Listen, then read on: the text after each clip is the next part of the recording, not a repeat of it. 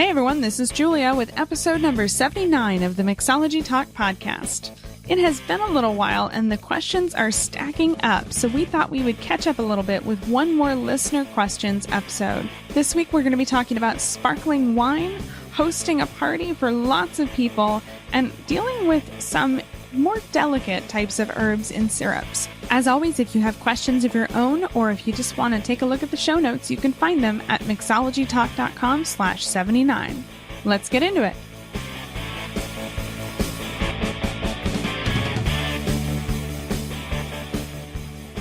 So our first question comes from Rachel from Georgia, and her question is, what is the best kind of sparkling wine to use for a French 75 if you can't afford champagne on a regular basis? Well, the first thing I would say is I don't use champagne in my French 75. I'm cheap. Yeah, no. And even in a restaurant setting, most likely they're not going to be using champagne. They're probably going to use one of the many different choices of sparkling wine out there. And each one kind of has their own nuances, definitely effervescence. You can kind of go a lot of different ways. And there's also another trick that I'll tell you here in a second. But typically you see a lot of Prosecco being used in the French 75. The problem is they're not as effervescent as traditional champagne, so it doesn't have kind of that same body and the same bubbles as a normal French 75 would have. So a way to kind of get around this is to add some soda water. Soda water is very, very carbonated, and it'll kind of add that effervescence that you're looking for. I honestly think the slightly reduced fizziness is not a problem for me, and I think very few people would notice. I think the nice thing about Prosecco also is that it's got a really great, I think you get a lot of really good quality product for very low price. Agreed, yeah. You can do a lot with Prosecco. Yeah, no, absolutely. There are a couple other sparkling wines to take a look at that could bring that element that you're looking for with the carbonation. Typically, in the United States, we have domestic sparkling wine, but it's done in a very traditional champagne production method. They actually call it method champenois. And I know I'm butchering that term. How do you spell that? With a champ. And a noir. And a noir. But this is done in a very traditional champagne style. So you're still going to get that body. You're going to get that kind of biscuity brioche qualities that you're going to get in normal champagne, and the effervescence. It's just outside of the Champagne region. Another one is Cremant de Bourguignon. So this is sparkling wine that's made outside of Champagne, but it's made in a very similar style. Actually, I don't know if it actually is the exact same style, but I don't think it is, considering they have their own name. So those are some other options, but as Julie said, there are a lot of different types out there. And that's half the fun. Absolutely. And I would say, experiment with it, have some fun with it. In my limited experience, a French 75 is just a great cocktail that as long as you've got any decent sparkling wine, you're in good shape. Yeah. And one of the other kind of side notes on this question, it's a really great question. So thank you, Rachel. If one of the cocktails I made a long time ago was a mojito, I called it a royal mojito, but I added champagne instead of the carbonation. And one of the side effects that I noticed was actually it wasn't as good because it didn't have that carbonation. So this is where that half champagne, half soda water came in, and it was perfect after that. Or sparkling wine. Not necessarily. Sparkling wine plus soda water really added the wine element I was looking for and the effervescence that I was hoping for. So try that in your next French 75. And let us know how it turned out, and we'll have one with you. Could you use still wine and sparkling water? Not really, because you do need some effervescence. At that point, you might it might be too little. Right. Yeah. I mean, you could try it, but I'm all for experimentation. And honestly, if you have a carbonator, that could be something else you try. It's not going to be quite as good like just carbonating still wine. Why do I think that we tried? Did we try it? We tried it, and it turned out super bitter. Yeah, I'll link to that in the show notes. I had a feeling that we tried that at some point. Right. So maybe not recommended. You stick with the Prosecco. That's probably the way to go. Yeah, there you go. This question's from Joe from Ohio, and Joe wants to know, hey guys, when hosting a party that's in the style of a banquet or wedding reception, specifically at home, catered and the whole thing, here's the question. If you're doing the bar by yourself, how do you recommend stocking it for, say, 100 people? I would say don't. I think this is a really really great question. I think this is something that a lot of people feel they need to do, especially for a wedding reception or something like that. But the answer is you really don't. And I don't mean like make everybody drink juice. I mean that there are things that you can do that make your life a lot simpler. Exactly. And we should actually, have we ever talked about our wedding? I don't think we ever have. Should we admit the fact that we didn't have any hard alcohol at our wedding at all? Well, I guess we just did. I know it's hard to believe. Hard to believe. It was something that we talked about and we really thought long and hard about. But there's a couple things that happen when you start to introduce spirits into a wedding. And I'll just go ahead and say this. Typically, people start to considerably overdrink. Yes, there's a risk of that. The ramp up for hard alcohol is a lot steeper than beer and wine. It's a lot more expensive.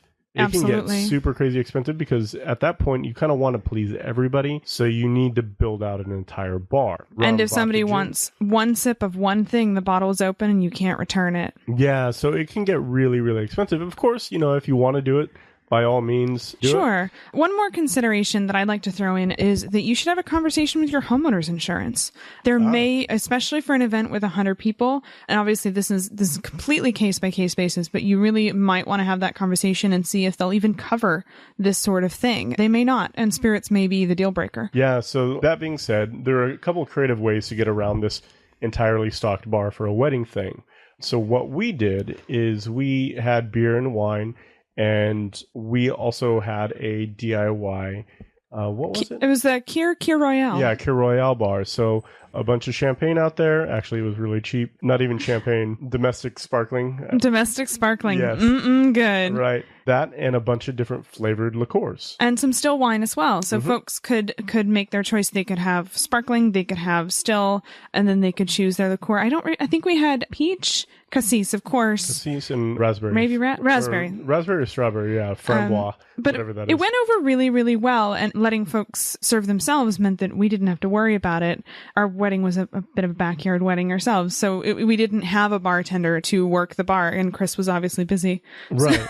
And it still kind of added a really fun element to it. And what we did to kind of get over the whole overpouring thing is we had control stop pours. So it would only dole out a very small amount of alcohol, and then you couldn't screw it up. Right. So nobody's going to get confused and pour, 4 ounces of creme de cassis into their champagne glass. Right. And, at that point you have a ton of different options. And it's fun because you can have still wine, you can have sparkling wine, or you can make something really exciting and fun, Kir or Kir Royale. Sure. So that being said, there are a couple of other options out there. I think if we were to do it again today, I would love to play with the idea of just lots of really fun punches. And we've been to a couple parties that they've done that, and they've done it very, very well. I think Punch has such a college reputation, a Jungle Juice reputation, and it's a shame because there are some really craft delicious punch recipes out there that are absolutely high-end cocktails, and your guests can serve themselves. Yeah, so if you wanted to do this, how I would recommend doing it, or something to consider, is only pick a handful of cocktails. Don't go crazy. Make them specific for the occasion and market them that way. Right? So if it's a backyard wedding, make something fun and carbonated and light and name it appropriately and put signage out and all that stuff. Tell a story. If you're, if the bride loves strawberries, make a strawberry cocktail or something like that. I don't know if you mentioned if it was you did mention wedding reception. Find a way to make a story out of it and nobody's going to ask questions. Right. And so the way you would do this without getting too geeky is design the actual cocktail itself, right? Make one for yourself until you get the recipe right. And then when you have all the raw ingredients in your mixing glass, record that volume, and then record the volume after you shake it with ice. Because what you're going to have to do is you're going to have to introduce that much water into the cocktail, and then you're going to have to batch it out, right? Right, exactly. Since you're not going to be shaking each cocktail individually, if folks are serving themselves, you've got to account for that water content because it surprises something like 20%. Right. So this is a difference of a lot of people will keep their vodka, or some people will keep their vodka in a freezer, and then they'll try and make a martini out of it, and it's just so hot because the vodka is already so cold. It doesn't need as much ice to get it to that the coldest point where it's not going to break down ice into water anymore. So when you shake it with ice, it's not going to be diluting. You only get 5% water. And you're going to be surprised. Room temperature vodka, you're going to get 30% water out of it, typically. So that being said, figure out how much water you're going to have, batch the whole thing out in advance with the water, and get the thing as cold as you possibly can. Because when you put it out on ice, it's not going to melt the ice anymore because it's so cold. Right, Does that make exactly. sense? And it should be relatively easy to keep refilled and folks can serve themselves and that sort of thing. So I think we kind of cheated because I think that what you were hoping for us to do was to give you a shopping list and we kind of didn't. Right. But I do think just trying to stock an entire bar, at that point, you really may want to consider just hiring a bartender service because frankly, it's going to be so costly to start from scratch. And frankly, you're going to need to find somebody to man the bar and there's all sorts of liabilities involved. So that would be my recommendation is to get creative, find ways to let your guests serve themselves. Right. And it could be a lot of fun. I mean, just think about the imaging that you could, or the packaging that you could do. You know, you could put them in really cool, like craft soda bottles or, you know, make little signages for every one of them. You can get really creative because you can spend the time on the presentation instead of the actual cocktail. Right. And being behind the bar. So you could really increase the wow factor of it, have a great cocktail, and still be able to kind of entertain and be a host at your own party. Absolutely. So yeah, thanks, Joe. Great question. This question comes from Matt from Washington, D.C., and he says, I've been mixing drinks at home for the past year and have gotten really into it. I've just started infusing my homemade syrups, and I'm having some trouble when I use herbs like mint and rosemary. The herbs seem to lose a lot of their flavor in the syrup. Any tips? Yeah, this is a great question, Matt, and this is something that I struggled with behind the bar and creating syrups and stuff. And I think we did a video on this a million years ago. A long time ago. I'll find that. I'll put that in the show notes. But the first thing to think about is herbs really taste best when they're fresh. So keeping those last minute to muddle could really be what you're looking for in this scenario. So muddled mint, just it's bright, you know, it's consistent in a cocktail. Not consistent, but it'll carry through the cocktail much better than a syrup will.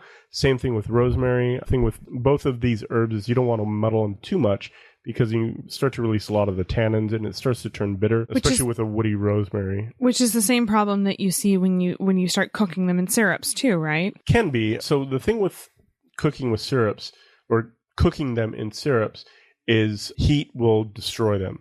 So a lot of the flavor will be completely lost and it'll have this really kind of a cooked essence to it and the fragrance will be kind of gone. Is that because of the oils? Could be because of the oils. I think that they are just so delicate. I think I read this, or I'm making an assumption that anything that has like a really strong aromatic quality is extremely volatile. So volatile oils, I guess. Okay. So when you start to raise the temperature, they just want to escape. You know, even at so your room syrup temperature, might smell amazing, but by the time it gets in your drink, nothing's left. You've cooked it all out. So one of the things that you can do is, one of the things that I started doing is increasing my herbs by like 4 to 5 times what I normally would put in a syrup. So really just pack it full and keep the temperature as low as possible. So one of the things that you can do is actually make your syrup and then let it cool. And as it's cooling, then you add your rosemary. That's one of the ways that I've done it in the past. And it's definitely worked for me. So that might be something you try, is either muddling them or infusing them at a much lower temperature, lower than boiling, probably around 100 degrees or 90 degrees, you know, somewhere around that. Can you infuse them into spirits instead of syrups? Would that be more effective? You can. It doesn't quite come through as much. Same problem. I think it extracts different elements, different compounds. You can try it, and it could be a matter of doing a mint syrup and then doing a mint infusion. I did that with a mojito a long time ago, and it is better. But at the end of the day, if you want that freshness, just try muddling them. Just muddle it. That's like a new slogan. Just muddle it. But thanks for the question, Matt. This is definitely something that we've struggled with, and I'm sure that we're not the only ones. Yeah, but give those a shot and tell us what you think.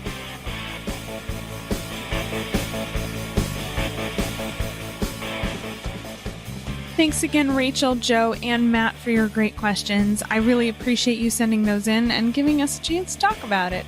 If you have questions of your own, definitely submit them. You can find a link for submitting them at the show notes page, mixologytalk.com/79. Thanks again, everyone, and we'll see you in a couple weeks. Cheers.